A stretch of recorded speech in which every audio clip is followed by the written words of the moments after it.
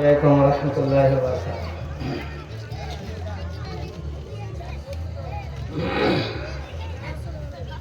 أعوذ بالله من الشيطان الرجيم. بسم الله الرحمن الرحيم.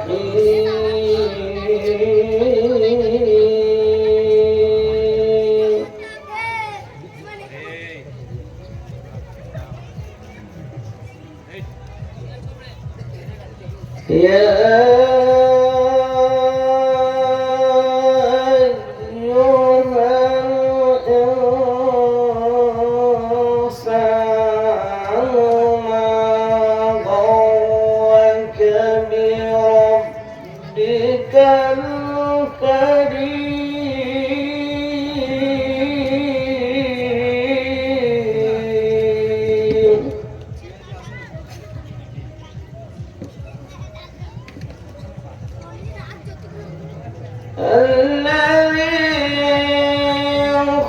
خلقك فسواك فعدلك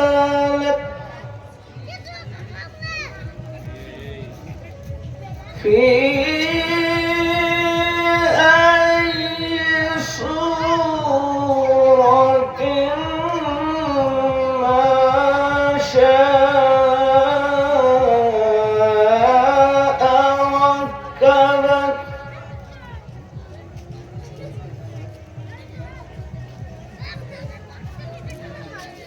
يا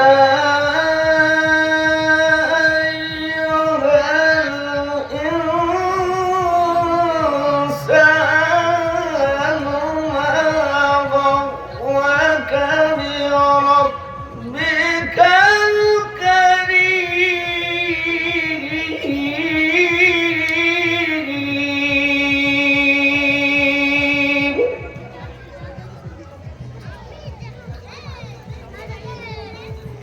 الذي خلقك فسواك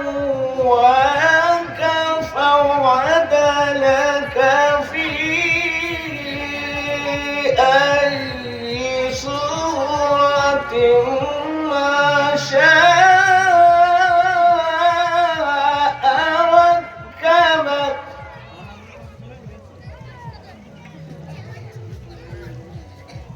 كلا بل تكذبون بالدين وإن عليكم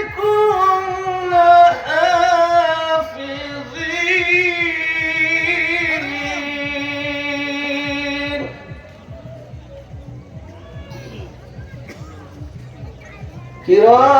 كراما كاتبين يعلمون ما تفعلون.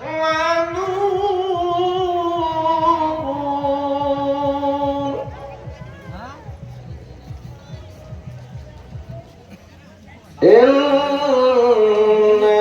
الأبرار لفي نعيم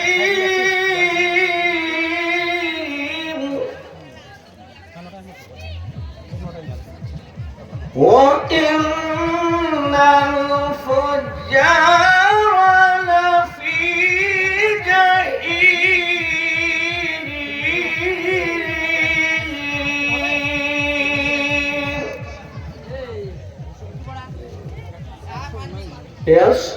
يصلونها يوم الدين وما هم عنها بغائبين.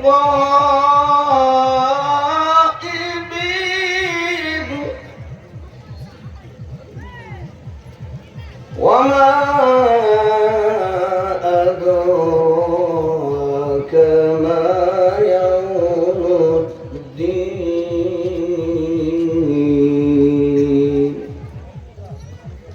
يوم لا تملك نفس نفس شيئا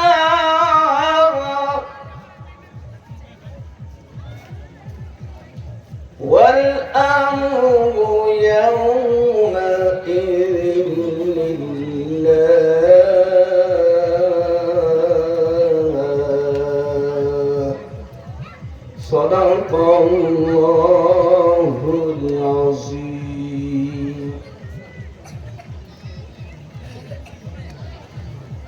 الحمد لله الحمد لله نحمده ونستعينه ونستغفره ونؤمن به ونتوكل عليه ونعوذ بالله من شرور أنفسنا ومن سيئات أعمالنا من يهده الله فلا مضل له ومن يضلله فلا هادي له ونشهد أن لا إله إلا الله وحده لا شريك له ونشهد أن سيدنا ومولانا محمدا عبده ورسوله أرسله بالحق بشيرا ونذيرا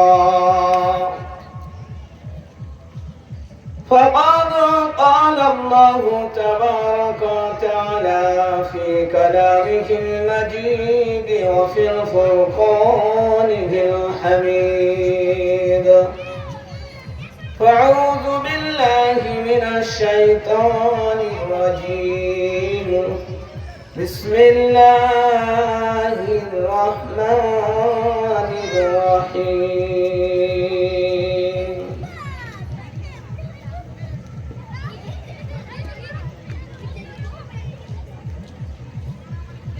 ولقد ذرأنا لجهنم كثيرا من الجن والإنس لهم قلوب لا يفقهون بها ولهم أعين لا يبصرون بها ولهم آذان لا يسمعون بها أولئك كالأنعام بل هم أضل أولئك هم الغافلون. وقال سبحانه وتعالى في موضع آخر ولا تهنوا ولا تحزنوا وأنتم الأعلون إن كنتم مؤمنين. وقال سبحانه وتعالى ظهر الفساد في البر والبحر بما كسبت أيدي الناس صدق الله العظيم. وقال رسول الله صلى الله عليه وسلم قال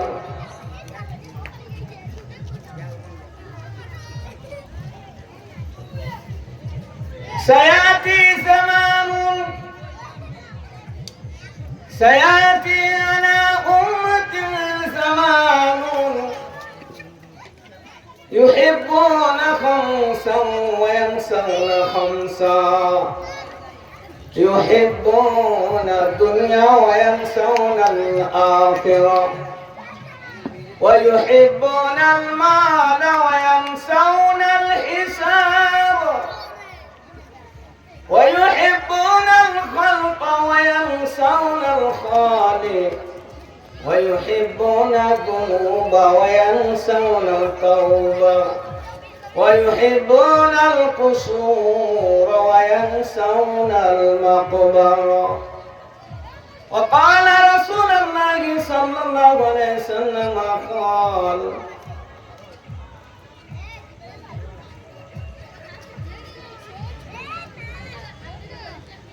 إذا عزمت أمة الدنيا نزعت منها هيبة الإسلام وإذا تركت الأمر بالمعروف والنهي عن المنكر حرمت بركة الوحي وإذا تسبت أمتي سقطت من عين الله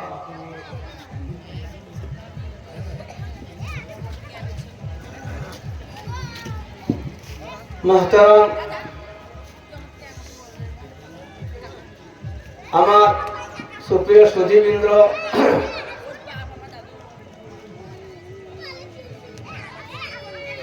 প্রধান আসিনা মা ও বোনেরা,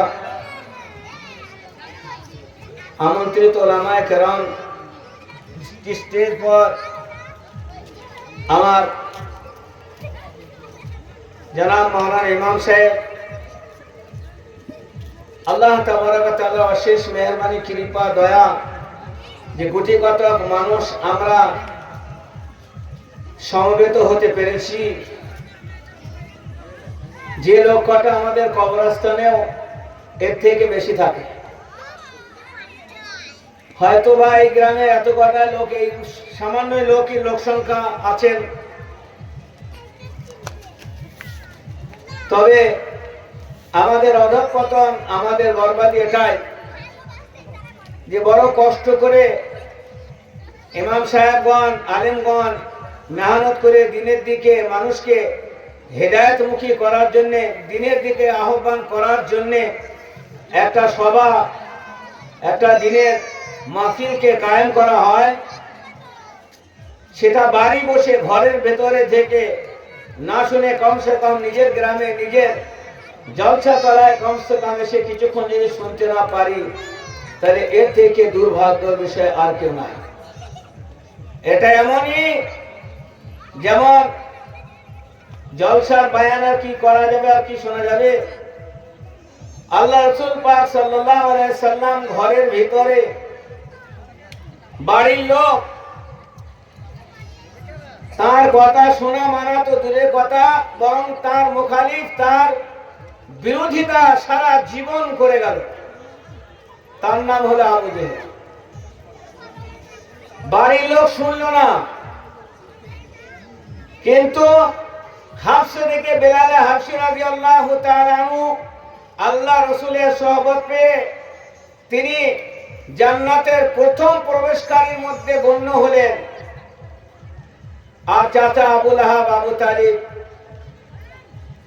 জাহান্নামের খোরাক হয়ে বসে থাকে।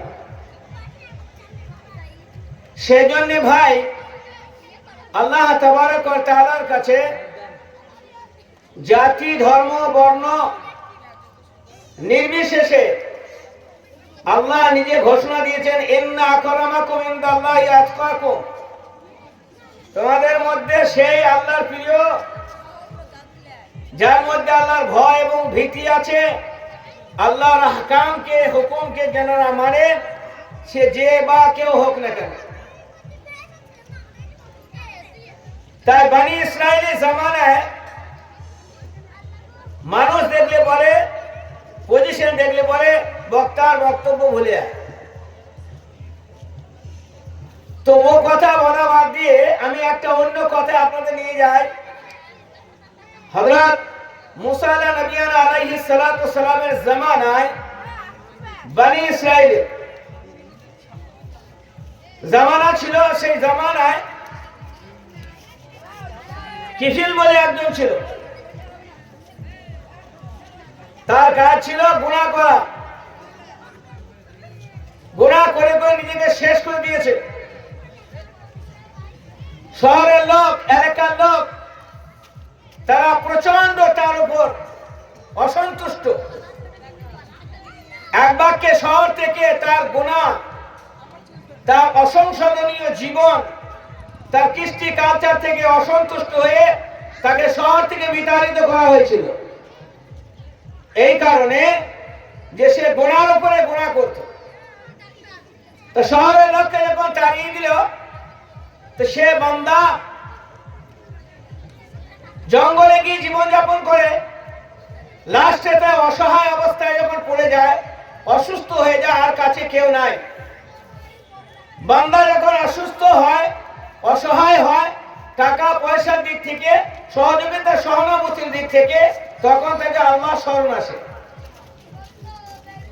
তো জনমানব এলাকায় যখন ওই বান্দা গুনাহগার একা বসে বসে আসমানের দিকে তাকায় আর অঝরে কান্না করে, বলে মাবুদ গো, আজ আমার কাছে কেউ নেই, বিবি বাচ্চা, বাপ মা, আত্মীয় স্বজন, প্রিয়জন কেউ আমার কাছে নেই। আল্লাহ, এখন আপনার রহমত ছাড়া আমার পার হওয়ার কোনো রাস্তা নেই।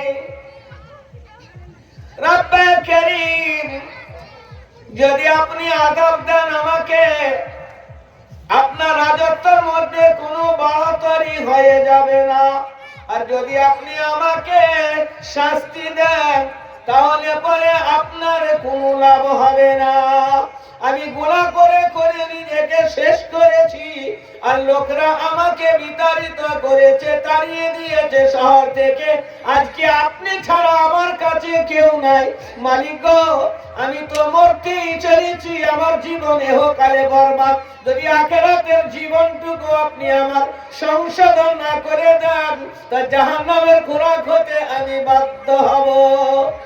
আপনার কাছে বিনয় করি, আপনি মেহেরবানি করে দয়া করে আমাকে ক্ষমা করে দিন। আমার আজকে কেউ নাই, আমি একা পড়ে আছি, এত কষ্টের মধ্যে আছি, আমার সহযোগিতার কোনো মানুষ নাই। ইয়া ইবাদিয়াল্লাযীনা লা তুসরিফু, বান্দাকে আল্লাহ সমর্থন করেন, আর বান্দাকে আল্লাহ বলেন যে গুনাহ করে করে যখন বান্দা নিজেকে সর্বনাশা শেষ করে ফেলেছে, কেউ যখন তার হয় না, লা তাকনাতু মির রাহমাতিল্লাহ, আল্লাহর রহমত থেকে তুমি মায়ুস হইও না, নৈরাশ হইও না, আল্লাহর রহমত তোমার সাথে আছে। ইন্তেকাল হয়ে যায় মুসা আলাইহিস সালাতু ওয়াস সালামকে, আল্লাহ ওহী মারফতে জানান, বলেন মুসা, অমুক জঙ্গলে আমার একটা বান্দা আছে, তুমি সেখানে যাও, তার গোসল করো, কাফন করো, তার জানাজার নামাজটা আপনি গিয়ে পড়িয়ে দেন। আর এই শহরে আপনি ঘোষণা দিয়ে দেন, যারা তার জানাজার নামাজে শরীক হবে, আমি আল্লাহ তাদের সবাইকে ক্ষমা করে দেব। হযরত মুসা আলাইহিস সালাতু ওয়াস সালাম আল্লাহর হুকুম শোনার সঙ্গে সঙ্গে লোকগুলোকে সঙ্গে নিয়ে সেই জঙ্গলের দিকে গেলেন। জঙ্গলে গিয়ে সেই লোকটাকে হযরত মুসা আলাইহিস সালাতু ওয়াস সালাম চিনে নিলেন। জঙ্গলের মানুষ এইভাবে পড়ে আছে, শহরের মানুষ একে অপরের বলাবলি করে, দলাদলি করে আসে, আর ওই লোকটার কাছে আসে, বলে সেই গুনাহগার লোকটা যাকে আমরা বিতাড়িত করেছিলাম শহর থেকে, এত গুনাহগার, এত বদকার, এত জিনাখোর, মদখোর, এমন কোন কাজ নাই যে করিনি, তবে এর জন্য এত বড় ঘোষণা হযরত মুসা আলাইহিস সালাতু ওয়াস সালাম কেমন করে দিলেন। হযরত মুসাকে যখন জিজ্ঞাসা করা হয়, মুসা আলাইহিস সালাতু ওয়াস সালাম আল্লাহর সঙ্গে এনি টাইম কথা বলতেন।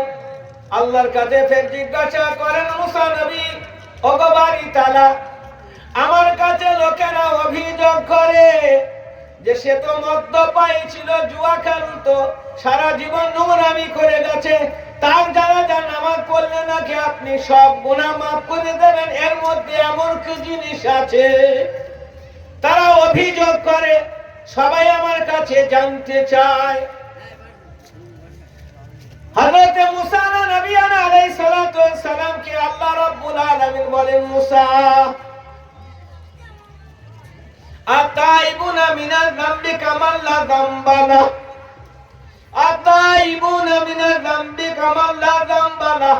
বান্দা যখন গুনাহ করে, আর গুনাহ করার পরে যখন তার অনুভূতি ফিরে আসে, চেতনা ফিরে আসে, যুবকদের হোক, জওয়ানদের হোক, বয়স্কদের হোক, যে বাজার হোক তার গুনাহ করার পরে অনুভূতি হয়, অনুশোচনা হয়, সে তখন তওবা করে, বলে আমি গুনাহ করেছি, আল্লাহ ভুল করেছি, আল্লাহ গো আমাকে মাফ করে দিন না কেন।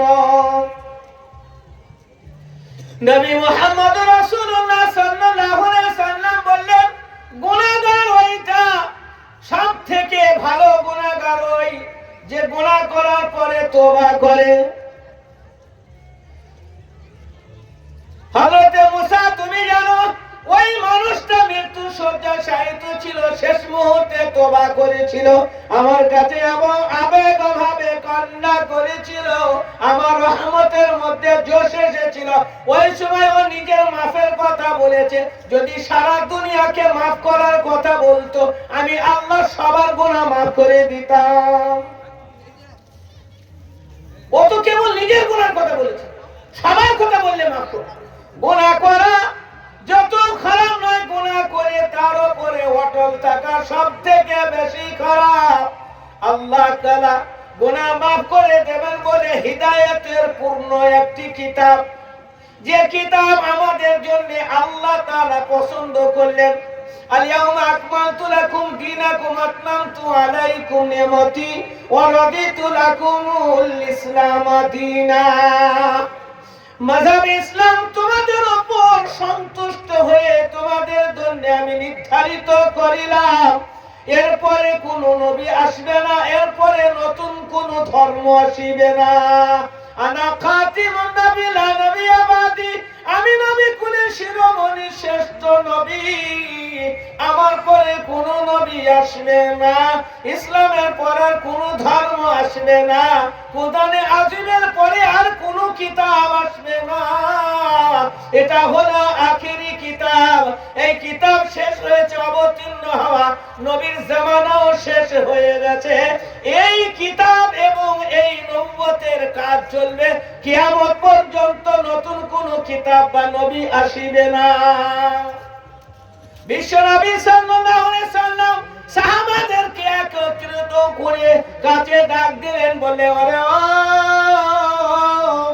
সাহাবায়ে কেরাম, তোমরা আমার নূরে নাগার লাগতে দিগার কলিজার টুকরো, আমার কাছে এসো, একবার আমার কাছে এসো।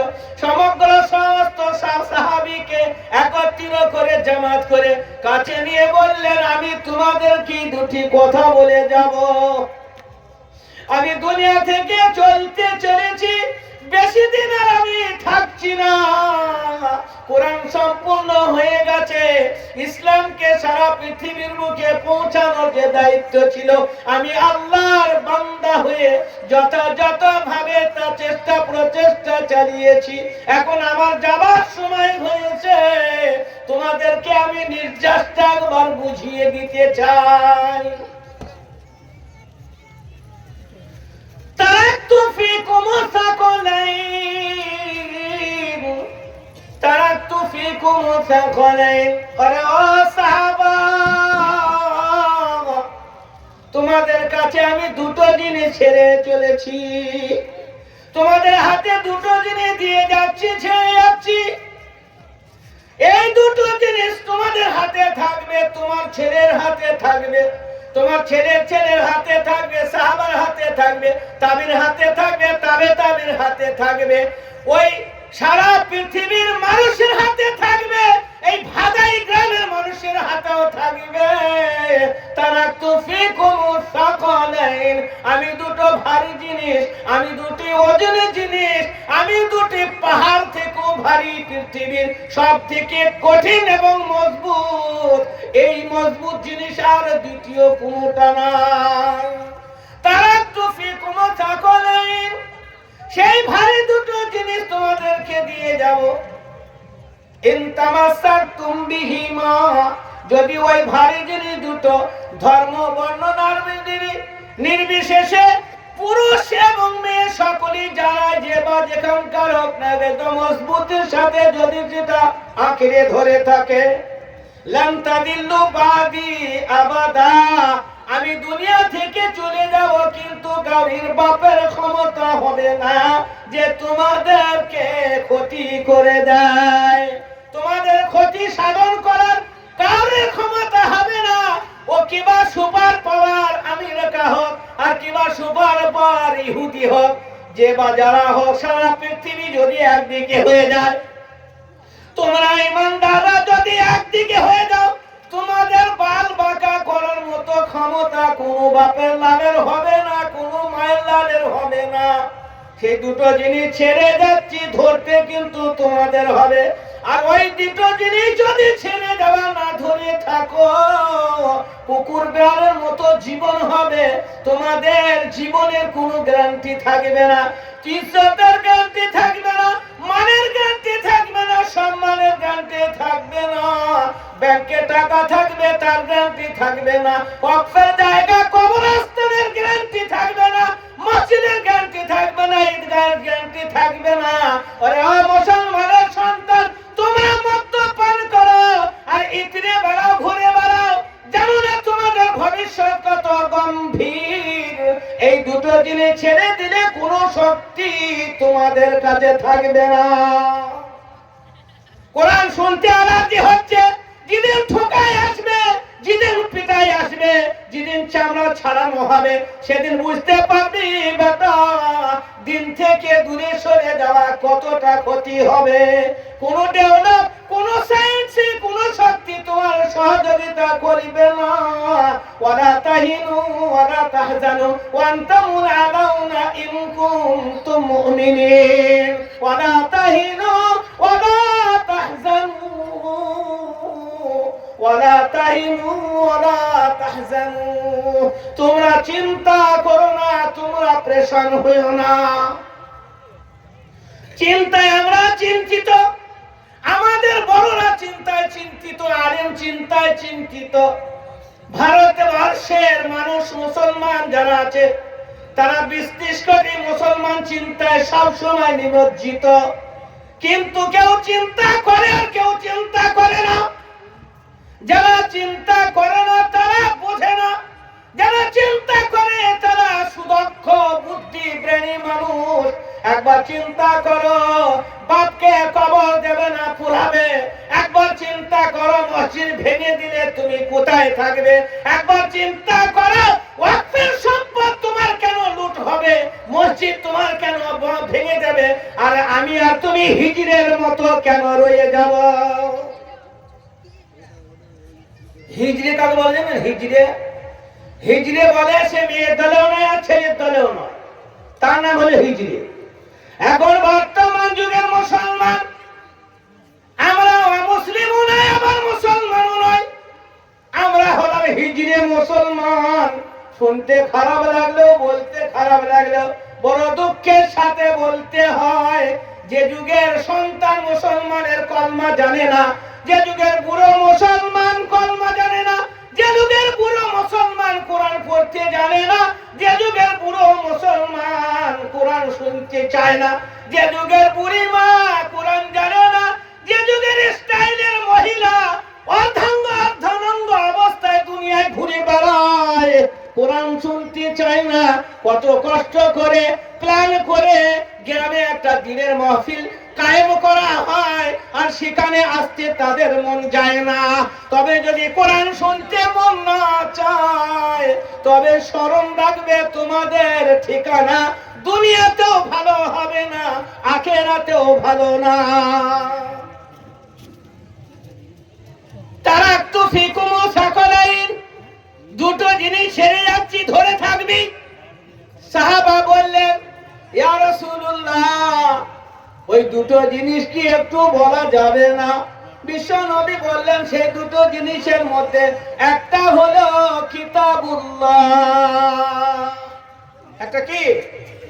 কিতাবুল্লাহ মানে, মানে হলো কুরআন। হ্যাঁ, একটা হলো কুরআন। কুরআন তারাক্তু ফিকুম সাকালাইন, দুটোর মধ্যে একটা হলো কিতাবুল্লাহ আর অপরটা হলো সুন্নতি। আমার ক্যারেক্টার, আমার জীবন আদর্শ, আমার সুন্নত, আমার পদ্ধতি, আমার অনুকরণ যদি করো, পৃথিবীর শক্তি একদিকে হবে, কুকুর যেরকম দূর থেকে ঘেউ ঘেউ করে কামড়াবার ক্ষমতা রাখে না, ঠিক সেই রকম ভাবে পৃথিবীর দুশ্মন তোমাদের পিছনে নেগুল নাড়বে, কিন্তু তোমাদের ক্ষতি সাধন করার ক্ষমতা হবে না। কারণ আমাদের কাছে দুটো জিনিস আছে, কিতাবুল্লাহ আল্লাহর কালাম, ওয়া সুন্নতি আল্লাহ রাসূলের সুন্নাত। ইন্নাকুম ইত্তাখাযু হাযাল কুরআনা মাহজুরা। কোরআন বললে জাতির কি হয়েছে, তারা কোরআন ছেড়ে দিয়েছে, আর কোরআন ছাড়ার কারণে পদভ্রষ্ট হয়েছে। কত লেখাপড়া শিখা বেটা আছে, কত লেখাপড়া শিখা মা বোন আছে, কত পয়সাওয়ালা আছে, জমিদার আছে, কিন্তু এতটা সত্ত্বেও আমাদের উপরে যে টর্চিং, যে প্রেশানি, যে কষ্ট, সেটা দূর কেন হচ্ছে না? তার পিছনে কি তুমি সমীক্ষা করে দেখেছ নাকি? রমজান মাস আছে, তুমি বুঝে যাবে। হ্যাঁ গো, আপনাদের গ্রামে খতম তারাবি হবে নাকি সূরা তারাবি হবে? বলছি খতম তারাবি করা যাবে না। বলি এসব সময় মাসওয়ারা কর, বলছি এসব সময় মাসওয়ারা কর। করে করে খতম তারাবি শুনবে, আর কারা কারা সূরা তারাবি শুনবে। কেন? খতমে কি হবে? খতমে কি হবে? খতমে 10টা সূরা দুবার পড়ানো হবে সূরা তারাবিতে। আলম তারাকে দুবার ঘুরিয়ে পড়লে পরে কোন লেখা শেষ, বাড়ি। যারা পড়ে, আর যারা পড়ে না তারা তো সূরাতেও নাই, ও ভজালিতেও নাই, আর চাকুতেও নাই, তারা কোনো দিকেই নাই। তারা কি?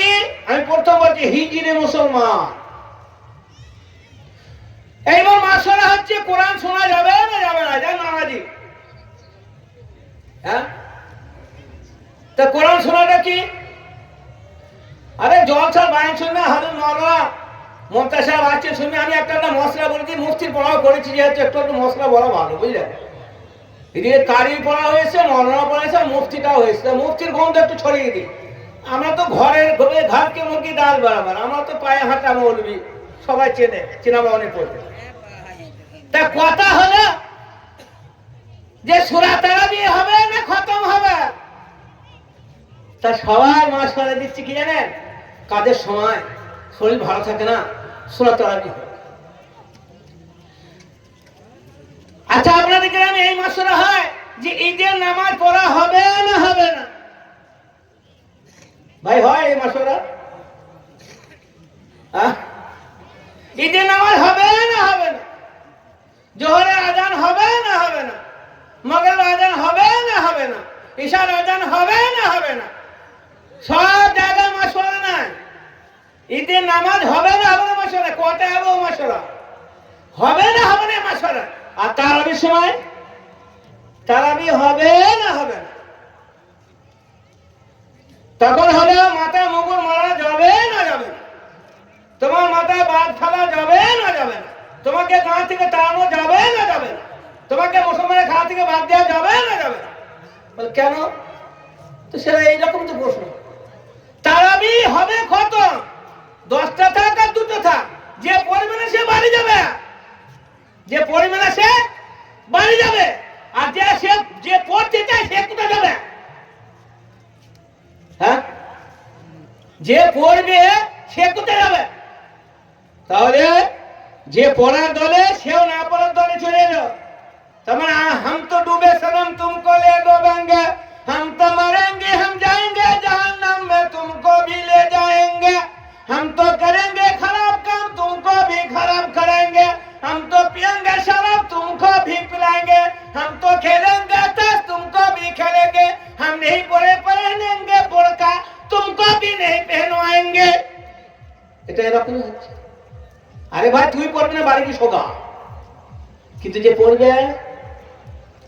সেই কারণে আল্লাহ রাসূল বললেন, তারাকতু ফিকুম সাকালাইন, দুটো জিনিস ভারী ছেড়ে যাচ্ছে, মজবুতির সাথে ধরবে, রোজার মাসে ধরবে, রোজা হয়ে গেলেও ধরবে, তারাবির নামাজেও ধরবে, তারাবির পরেও ধরবে, সারা বছর কোরআন পড়বে, কোরআন ছাড়বে না। কোরআন থাকলে পরে তুমি থাকবে, তোমার অস্তিত্ব থাকবে। কোরআন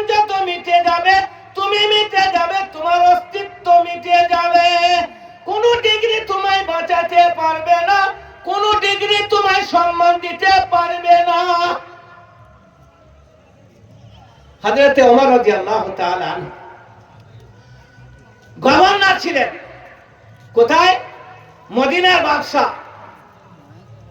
হযরত ওমর রাদিয়াল্লাহু তাআলা মদিনার বাদশা, আর মিশরের মুখ্যমন্ত্রী হলেন জনৈক সাহাবী।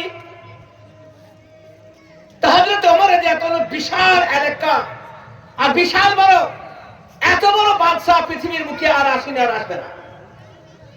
তা মিশরের বাদশা, মিশরের মুখ্যমন্ত্রী চিঠি লিখছেন প্রধানমন্ত্রীকে, আমিরুল মুমিনিন ওমর বাদশাকে, যে হযরত ওমরকে লিখছেন যে বাদশা সালামত, আপনি আমায় ডাক করেছেন, তা আমার সৈন্য সামন্ত নিয়ে আপনার কাছে হাজির হব, কিন্তু রাস্তা মিশর থেকে আমি মদিনার বুকে লম্বা সফর, তা দুদিকে ইহুদিরা প্ল্যান তৈরি করেছে আগে থেকে, আমার কাছে খবর আছে। বললে কি প্ল্যান তৈরি করেছে? বলে হুজুর প্ল্যান তৈরি করেছে ইহুদিরা, তাদের ভালো ভালো সুন্দর সুন্দর মেয়ে তারা খুঁজে খুঁজে জমা করেছে, যারা গান গাইতে পারে এবং ডান্স করতে পারে। তাদের নগণ্য কাপড় শরীরে আছে, তারা শরীরের বেশিরভাগ অংশ উলঙ্গ করে রাস্তার দুই সাইডে দাঁড় করিয়ে দিয়েছে। তারা মদ্যপান করে, তারা ডান্স করে, অতীব সুন্দরী দুই রাস্তার ধারে ধারে তাদের সাজানো হয়েছে। এখান থেকে মিশরের যুবক জওয়ান বিএসএফ ফোর্স সেনাবাহিনী যখন যাবে তাদের দিকে দৃষ্টিপাত করিবে, আর দৃষ্টিপাত করিলে পরে তাদের সব কিছু ভঙ্গ হয়ে যাবে। জওয়ান যুবক যারা ওই রাস্তা দিয়ে ছাড়া কোনো রাস্তা নাই, বাদশা ওমরকে বলেন, ওগো বাদশা একটা রাস্তা বলে দিন, আমার যুবকরা কেমন করে মদিনায় হাজিরি দেবে। হযরত ওমর রাদিয়াল্লাহু তাআলা আনহু তিনার পত্র বাহককে একটি পত্র লিখিলেন, আর মিশরের মুখ্যমন্ত্রীর হাতে পাঠিয়ে দিলেন। পত্রে লিখিলেন, ওগো মুখ্যমন্ত্রী সাহেব, মন্ত্রী সাহেব, তুমি সমস্ত সৈন্য সামন্তকে একত্রিত করিবে, আর সূরা নূরের দুটি কোরআনের আয়াত তুমি তিলাওয়াত করে শুনিয়ে দেবে, যে আয়াতের মধ্যে ঘোষণা আছে পুরুষ মুমিন এবং মুমিনাত, পুরুষরা এবং মহিলারা যখন রাস্তা দিয়ে চলাফেরা করবে, বাজারে যাবে, ঘাটে যাবে, রাস্তায় যাবে, তারা যেন তাদের দৃষ্টি শক্তি যেন নত করে চলে, তাদের দৃষ্টি নত করে চলে। সূরা নূরের দুটি আয়াত পড়ে সঙ্গে সঙ্গে যখন মুখ্যমন্ত্রী শুনিয়ে দিলেন, কমান্ডারকে শোনানো হলো, কমান্ডার দুটি আয়াত শুনে নিলেন, আর সমস্ত জুনা শোনার সঙ্গে সঙ্গে মাথা নাড়া দিলেন। তাদেরকে তাফসীর আর ব্যাখ্যা করার প্রয়োজন হতো না, সঙ্গে সঙ্গে সেই আয়াত পড়ার পরে তাদেরকে ছেড়ে দেওয়া হলো।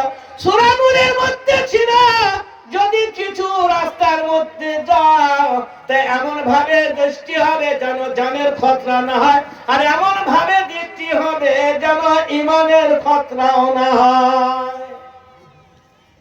অবনতি দৃষ্টিতে যাবে, তারা যত উলঙ্গ অবস্থায় থাকুক না কেন, নিজেদের দিকে আকৃষ্ট করে ইসলামের মধ্যে ধরাবার চেষ্টা করুক না কেন, কোরআনের পাওয়ার তাদের সামনে থাকবে। কোরআন তুমি তাদেরকে দেখিয়ে দেবে, কোরআন দেখিয়ে দিলে তারা রাস্তা দেখে নেবে, কোনো অসুবিধা হবে না।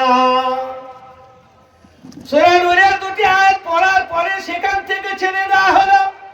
ফর্সা যখন রাস্তা দিয়ে আসছিল, আর ওই মেয়েরা তখন ওনার ডান্স করছিল, আর গান গাইছিল, আর হযরত ওমর রাদিয়াল্লাহু তাআলা আনহুর কথা মতো সেই আয়াত পড়া ছিল। অবনতি দৃষ্টিতে আস্তে আস্তে বার হয়ে চলে আসে। মেয়েরা কুল ভাবে তারা জোরে জোরে গান আর ডান্স করতে থাকে। কোন রকমে তাদের দিকে একবার দৃষ্টি আকর্ষণ করা যায় যদি, তাহলে তাদের ঈমান আমরা নষ্ট করে দেব।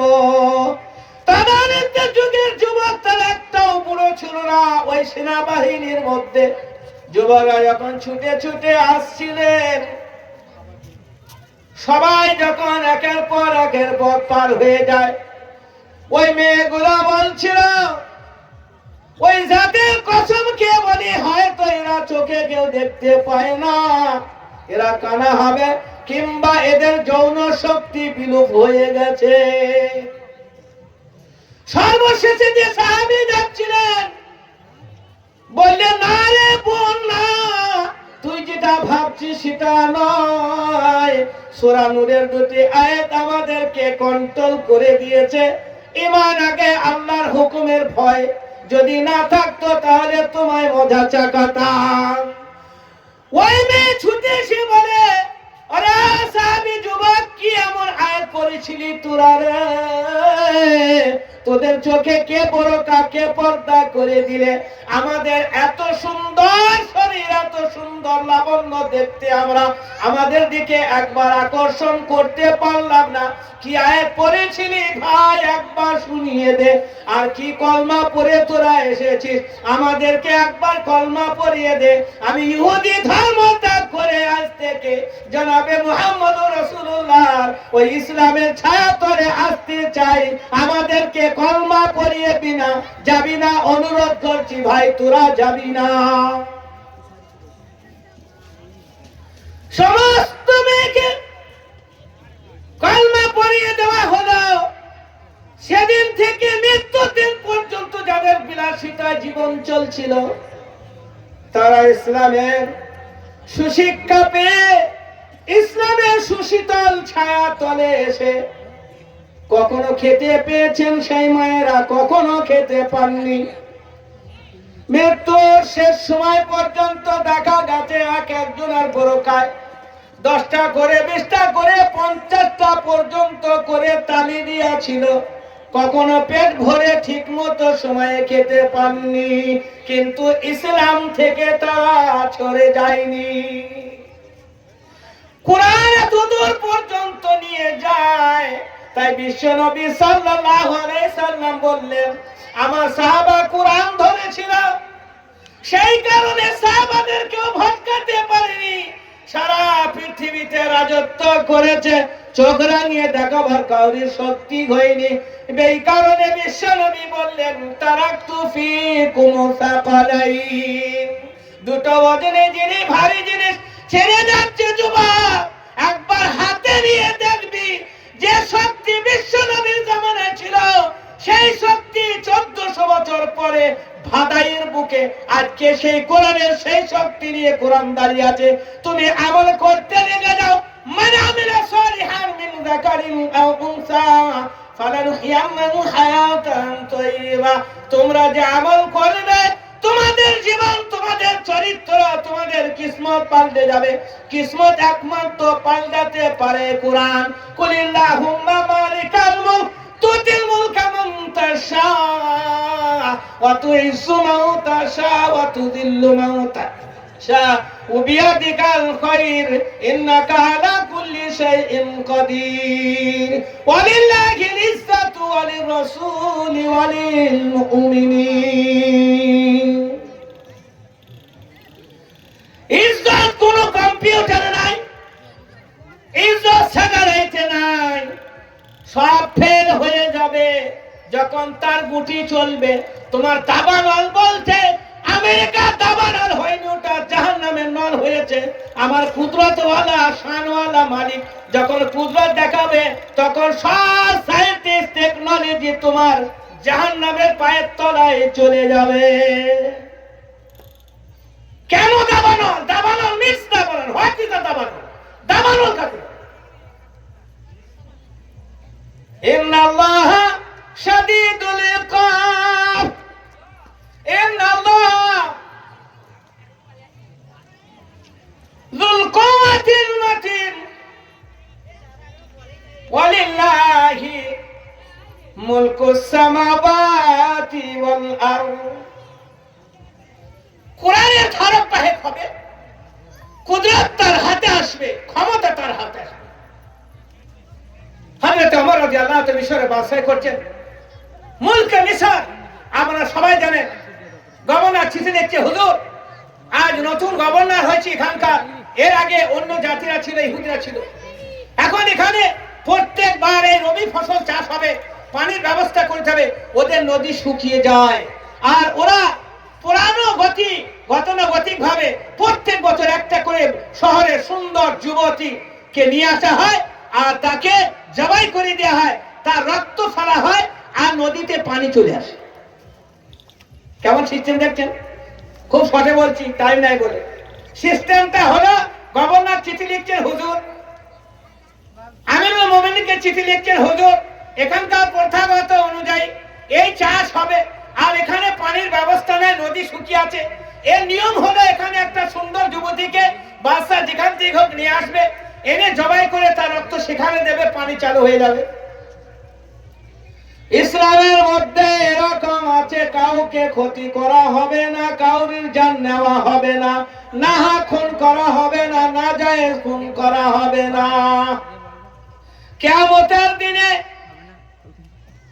নাহা খুন করনে ওয়ালাকে আল্লাহর আদালতে হিসাব দিতে হবে। আমি কেমন করে একটা যুবতীকে নিয়ে আসবো আর তাকে আমি কতল করব, আর তার রক্ত কিভাবে আমি ওই নদীতে দেব আর পানি চালু করব, এ প্রথা আমার দ্বারাই অসম্ভব, আমি করতে পারবো না। বাসাকে চিনলে হয়তো মনে ঠিক আছে, হয়তো মনে একটা চিঠি লিখলেন, একটা চিঠি লিখে দরিয়াকে সম্বোধন করে চিঠি লিখলেন, নদীকে সম্বোধন করে চিঠি লিখলেন, কাসিদের হাতে পত্রবাহকের হাতে দিয়ে বললেন, এই পত্র নিয়ে হয়তো ওই আমিরুল মুমিনিন তোমাদের যে বাদশা মিশরের বাদশাকে দেবে। মিশরের বাদশার হাতে দেওয়া হলো, মিশরের বাদশা চিঠিটা পড়লেন, বলে সেটা লেখা আছে দরিয়া, এই চিঠিটা তুমি ফেলে দেবে। লেখা আছে যে दरिया तू भी मखलूक है और मैं भी मखलूक हूं, तुझे भी अल्लाह ने पैदा किया, मुझे भी पैदा किया, मैं अल्लाह के हुक्म से तुझे ये हुक्म दे रहा हूं मिन जानिबिल्लाह कि आज से तुझे चलना है और कोई लड़की इसमें ज़बाह नहीं की जाएगी और कोई लड़की किसी का खून नाहक नहीं बहाया जाएगा। इसमें पानी बहाना तेरा काम है, अगर खैरियत चाहे तो पानी बहा, वरना तुझे बताया जाएगा कि हुक्म इलाही के उदूरी करने से क्या अंजाम होता है। तो उमर বললেন, খবরদার তোমাকে এই মেয়েকে জবাই করে দেওয়া এই প্রথা সব বাদ দাও।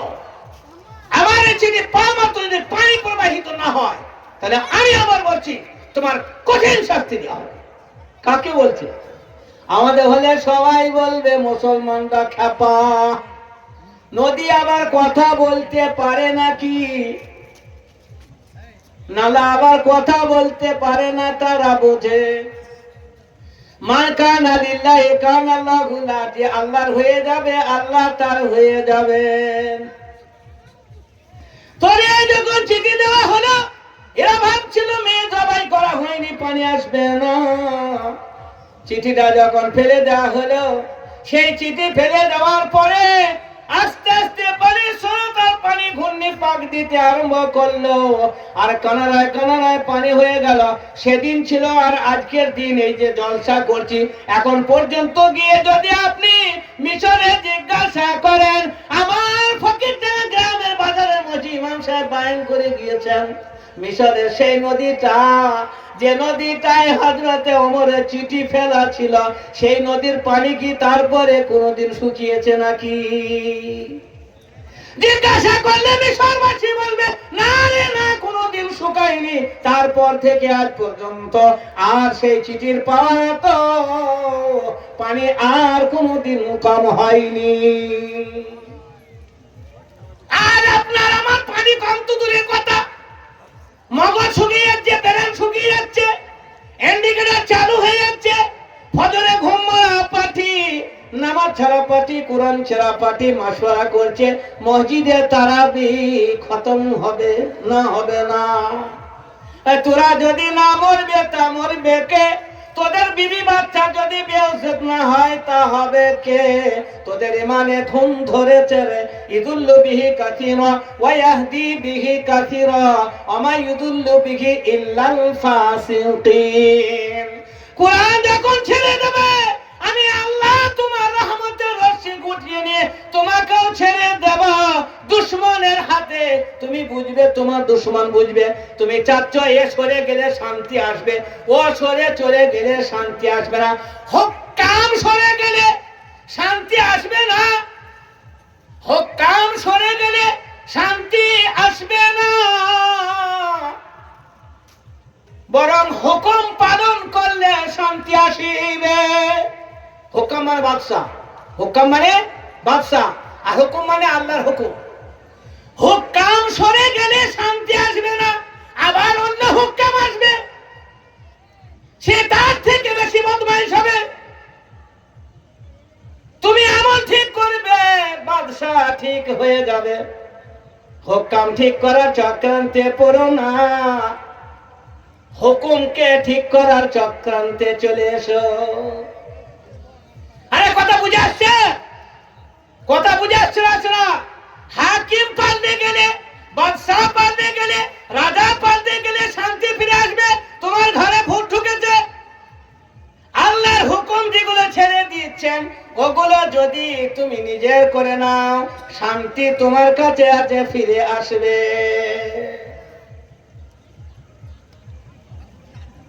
কোরআনে কারীমে তিলাওয়াত, আলা বিযিক্রিল্লাহি তাতমাইনুল কুলুব। অন্তরে শান্তি, পাশে শান্তি, কবরে শান্তি, সব জায়গায় শান্তি। আমাদের পূর্বসূরীরা জানতেন কোরআন আমাদের সর্বে সর্বা, কোরআন হলো আমার হাদি, আর কোরআন আমাকে এহ জগতে পর জগতে শান্তি দিতে পারে। হযরত নবী মুহাম্মদুর রাসূলুল্লাহ সাল্লাল্লাহু আলাইহি সাল্লামের গোলাম ওমর বিন আব্দুল আজিজ রাহমাতুল্লাহ আলাইহি, তার রাজত্বকালে, এত বড় বিশাল রাজত্বকালে হযরত ওমর বিন আব্দুল আজিজের ঘটনা যারা একটু দিনদার তারা সবাই জানে। যার সময়ে ছাগল আর বাঘ একই ঘাটে পানি পান করলে বাঘের ক্ষমতা ছিল ছাগলকে খাওয়ায়, সেই বাদশার কথা আমি বলছি। এত বড় মাইন্ডের বাদশা, বড় বিশাল জীবন। যখন ওনার বাদশার জীবন যখন পড়বেন, তার চোখ দিয়ে আপনার পানি ছাড়তে বাধ্য হবে। তা বাদশা যখন দুনিয়া থেকে চলে যাচ্ছেন, বিদায় নিচ্ছেন, তা কাঁদছে লোক আর বলছে বাদশা দুনিয়া থেকে চলে গেলেন আর ওনার ছেলেদের জন্য কিচ্ছু করে যায়নি।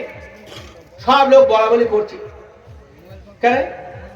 ইদা বালাগাতিল হুলকুম আনতুম হিনাইযিন তানতুরুন ওয়া নাহনু আকরাবু ইলাইহি মিনকুম ওয়ালাকিন লা তুবাসিরুন।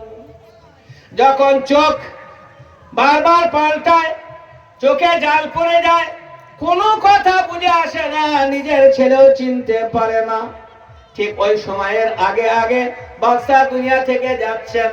লোকরা চারিদিক থেকে এসে বলছে এত বড় বাদশা ছিলেন, ছেলেদের জন্য কিছু করে যায়নি। আমরা কি করি? ছেলেদের ভবিষ্যৎ করি, খুব ভবিষ্যৎ করি, কিন্তু বাদশা দুনিয়া থেকে চলে গেল, এ বাদশার কোনো সেন্স নেই যে ছেলের জন্য কিছু করেনি। তা বাদশা আস্তে আস্তে একটু জ্ঞান ফিরে বললে, কে কি বলা বলি করছিল আমায় ধরে তুলো একটু দেখি। তো ধরে তুললেন, তোলার পরে লোকরা জিজ্ঞেস করছেন হুজুর কি বলবেন? তো বলে হ্যাঁ আমি বলবো। বলে কে তোমরা বলা বলি করছিল যেন কিছু? আমি বুঝতে পারছিলাম কত, আমায় বলো তো ভালো করে। বলে হুজুর লোকেরা বলা বলি করছে যে আপনি এত বড় বাদশা ছিলেন আর আপনার বাড়িতে কাঁচা পেঁয়াজ দিয়ে লোক মেয়েরা রুটি খায়, আপনি বাদশা, রাজকোষের পয়সা, তারপরেও আপনার এই অবস্থা। আবার দুনিয়া থেকে গেলেন, ছেলেদের হাতে আর খেতে কাল নেই, ছেলেদের কোনো দোকান বাজার কিছুই, ঘাট রাস্তা কিছুই করে দেননি, তাদের সম্পদ নেই, তাদের ব্যাংক ব্যালেন্স নেই, কিছু নেই, তাদের কোন রাস্তায় বসিয়ে গেলেন? বলে আচ্ছা আচ্ছা আমি বলছি। ছেলেগুলোকে ডাকলে বলে বাপ সব কাছে, মরার সময় ছেলে সব কাছে। এক একটা ছেলেকে জিজ্ঞাসা করে বলে ও বাপ, আমি কি তোমাকে সূরা ওয়াকিয়া মুখস্থ করিয়েছি না করাইনি? ওমর বিন আব্দুল আজিজের সন্তানরা এক বাক্যে বললেন আব্বা হুজুর আপনি আমাদের সূরা ওয়াকিয়া মুখস্থ করিয়ে দিয়েছেন। বললে এর ফজিলত বলেছি? সূরা ওয়াকিয়া 27 পারা। বলে হ্যাঁ বলেছি। ইদা ওয়াকাতিল ওয়াকিয়া লাইসা লিওয়াকাতিহা কাযিবা খাফিওয়াতুর রাফিয়া ইদা রুজ্জাতিল আরদু রাজ্জা। সব ছেলেকে আমি মুখস্থ করিয়েছি না করিনি? সন্তানরা বললেন, আব্বা হুজুর আপনি মুখস্থ করেননি, বরং ব্যাখ্যা বিশ্লেষণ সব আমাদের মনে করিয়ে দিয়েছেন। এই সূরায় আল্লাহ তাবারক ওয়া তাআলা জান্নাতের অসংখ্য নিয়ামতের কথা, আরামের কথা, আয়েশের কথা বর্ণনা করেছেন। বাপ বললেন, বেটা এই সূরা তোমরা রাতে শোবার পূর্বে পূর্বে পড়ে নেবে। আল্লাহ বিনা জমিনে তোমাদের ভাত খাওয়াবে, বিনা চাকরিতে তোমাদের ফসল দিবে, বিনা চাকরিতে বিনা টেনশনে আল্লাহ তার খাজানায় গাছ থেকে রুজির ব্যবস্থা করে দেবে। যে কোনো একটা কাজ তোমরা করবে, আল্লাহ রুজির ফয়সালা করে দিয়েছেন। যে বাড়িতে সূরা ওয়াকিয়া পড়া হবে, যাবতীয় দুনিয়ার যত রকমের প্রয়োজন জিনিস পাবন্দি আর একিনের সাথে পড়লে তার কোনোদিনও অভাব হবে না। আমি আল্লাহর খাজানায় পাওয়ার আশা রেখে সবাইকে সূরা ওয়াকিয়া মুখস্থ করিয়ে দিয়েছি। এটাই বিশ্বাস, এটাই শেষ কথা। আমার কোনো জমিন জায়গার প্রয়োজন নাই। বলে তারপর এটা তো দুনিয়ার, আখিরাতের কথা সূরা মুলক সব সন্তানদের আমি মুখস্থ করিয়েছি না করিনি গো? আমার মেয়েরা তোমরা বলো, আমার সন্তান তোমরা বলো।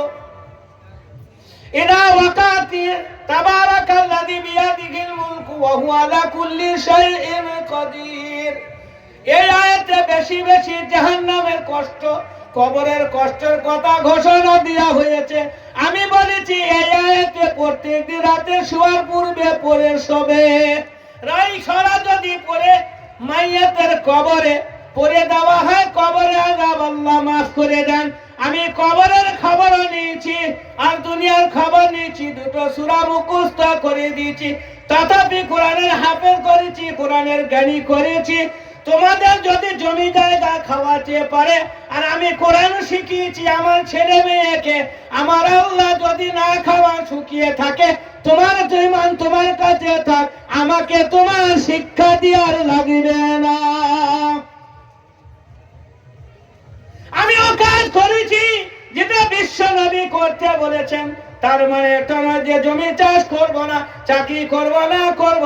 কিন্তু বাপ কোরআন জানে না, তার বাপ জানে না, 14 পুরুষ কোরআন জানে না, তারপরেও আশা রাখে যে তারা মুসলমান, আর কেমন করে মুসলমান থাকে। বিশ্বাস তো কোরআনের উপর নাই, বিশ্বাস তো দুনিয়ার বস্তুর উপরে। আমার আল্লাহ বললেন, যখন তোমার বিশ্বাস হারা হয়েছে, তখন আমি তোমাকে কোনোদিন মদদ করব না যতক্ষণ পর্যন্ত তোমরা বিশ্বাসে আসবে। কেন? তোমাদের কথায় রয়েছে, তোমাদের ব্রেনে রয়েছে, অন্তরের মধ্যে বিশ্বাসের মধ্যে আসেনি। ওয়ালা কদ দারানা লি জাহান্নামা কাসীরা মিনাল জিন্নি ওয়াল ইনসি লাহুম কুলুবুন লা ইয়াফকাহুনা বিহা। আমি কিয়ামতের দিনে অনেক মানব এবং দানবকে মাথার চুল ধরে টেনে জাহান্নামে নিক্ষেপ করব। এই জন্য লাহুম কুলুবুন লা ইয়াফকাহুনা বিহা, বুঝার জন্য অন্তর দিয়েছিলাম, তারা কোরআন বুঝতে পারতো, কোরআন শিখতে পারতো। কিন্তু বুড়ো হয়ে গেছে, বুড়ি হয়ে গেছে, কোরআন জানে না, কোরআন বোঝে না, কোরআন পড়ে না, কোরআন শোনে না। ইংলিশ মিডিয়ামে বড় চর্চা, শিক্ষার বড় চর্চা, কিন্তু আখিরাতের শিক্ষা কোরআনের কোনো চর্চা নাই। যার কারণে মাসলা হয়, কোরআনে খতম হবে না, হবে না। হযরত নবী করিম সাল্লাল্লাহু আলাইহি সাল্লাম এই শিক্ষা দিয়েছেন, বাচ্চা 7 বছর হওয়ার আগেই কথা ফুটলে তাকে কোরআন শিক্ষা দাও। তাই বলে রহম কুলুবুন লা ইয়াফকাহুনা বিহা, তাদের অন্তর দিয়েছে কিন্তু তারা কোরআন বোঝে না। ওয়ালাহুম আয়ুনুন লা ইউবসিরুনা বিহা, আমি দুটো চোখ দিয়েছিলাম, তার দ্বারাই কোরআন তারা দেখিনি। বাপের বেটা 15 বছর বয়স থেকে নিয়ে কোরআন ফরজ, মরার সময় হয়ে গেল, এখনো তার কোরআন জানা নাই। আর আল্লাহ কি বলেন? চোখ দিয়েছিলাম কোরআন দেখার জন্য, সারা দুনিয়ার কাজ দাপড়ি বেরিয়েছে, ওকালতি করেছে, কত রকমের কি করেছে, বড় মিনিস্টার বেটা, জমিদারের বেটা, কত রকমের বেটা। কবরে গেলে পাতা চলবে বেটা যে তুই কত ধারে কত চাল হয়। ওয়ালাহুম আদানু লা ইয়াসমাউনা বিহা, কোরআন তো পড়া হয় কিন্তু তারা বলে আমরা শুনবো না, খতম তারাবি হলে আমরা মসজিদে আসবো না। লাহুম আযানু লা ইয়াসমাউনা বিহা, তারা বলে খতম তারাবি হলে আমরা মসজিদে আসবো না। কত কোরআনের ভক্তি দেখুন, আর কত কোরআন মাননেওয়ালা দেখুন। সূরা তারা বলে গোটা কত, আর বলে খতম হলে আসবো না। কোরআন বললে লাহুম আয়ুন লা ইউসিরুনা বিহা, কোরআন দেখে না, তাদের কান দিয়েছি তারা কানে কোরআন শোনে না। যেমন মসজিদে তারাবি হয়, খতম তারাবি, আর তারা পেছন থেকে পালিয়ে যায়, মানে মসজিদে আগুন লেগে গেছে আর মসজিদে থাকা যাবে না। তবে তোমার ঠিকানা তুমিও করে নিও। কোরআন শুনে পালায় কারা? যারা মুসলমান হবে তারা কোনোদিন পালাতে পারে না।